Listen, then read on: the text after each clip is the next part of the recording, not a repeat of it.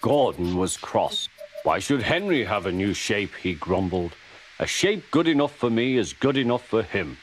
He goes gallivanting off to Crewe, leaving us to do his work, and comes back saying how happy he feels. It's disgraceful.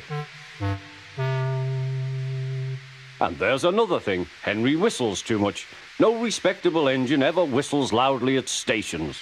It isn't wrong, but we just don't do it. Poor Henry didn't feel happy anymore. Never mind, whispered Percy.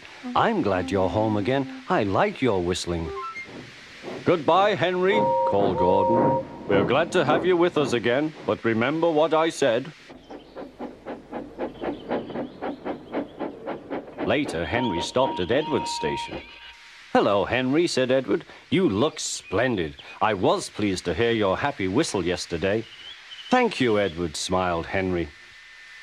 Shh, shh. Can you hear something? It sounds like Gordon, said Edward, and it ought to be Gordon. But Gordon never whistles like that. It was Gordon. He came rushing down the hill at a tremendous rate. He didn't look at Henry, and he didn't look at Edward. He screamed straight through the station and disappeared. Well, said Edward. It isn't wrong, chuckled Henry, but we just don't do it. And he told Edward what Gordon had said.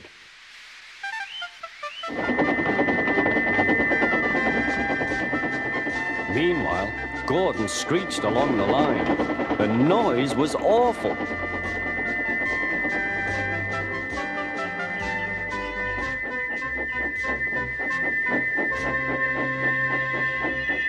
At the station, everyone held their ears. The Fat Controller held his ears too. Take him away, he bellowed, and stop that noise! Gordon puffed sadly away, but he wouldn't stop whistling until two fitters climbed up and knocked his whistle valve in place. That night, Gordon slunk into the shed. He was glad it was empty. It isn't wrong, murmured Henry to no one in particular, but we just don't do it. No one mentioned whistles. Next morning, Henry was enjoying himself enormously. I feel so well, he sang. Trickety-trock, hummed his coaches. Then he saw some boys on a bridge. Peep, peep, hello, he whistled. Oh, he called. The boys didn't wave and take his number. They thought it fun to drop stones on him instead. They've broken our glass, sobbed the coaches. The passengers weren't hurt, but they were cross. Call the police. No, said the driver, leave it to Henry and me. What will you do, they asked.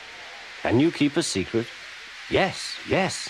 Well then, said the driver, Henry is going to sneeze at those boys.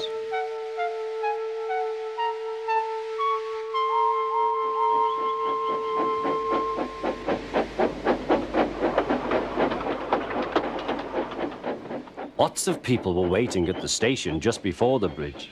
They wanted to see what would happen. Henry has plenty of ashes, said the driver.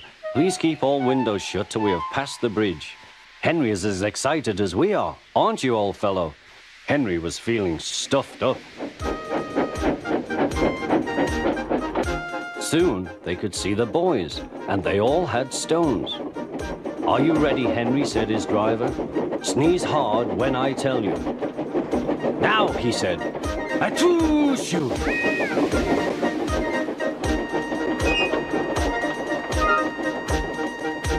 Well done, Henry, laughed his driver.